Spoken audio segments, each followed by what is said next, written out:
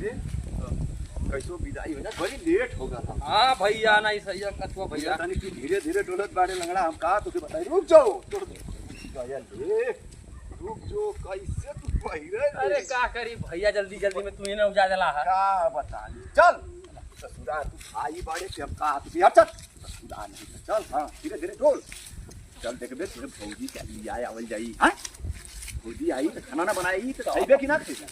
ठीक है, ये भौजी खाते से है ना। हाँ भैया।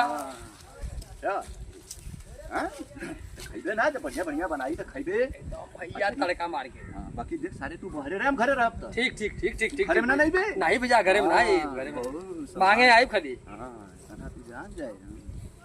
हाँ चल भौजी चल चल, देखो भौजी कहाँ है।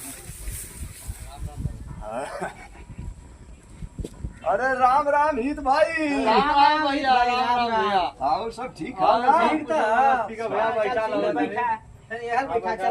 अरे ठीक है बैठा थी। बैठा लो भैया बैठा।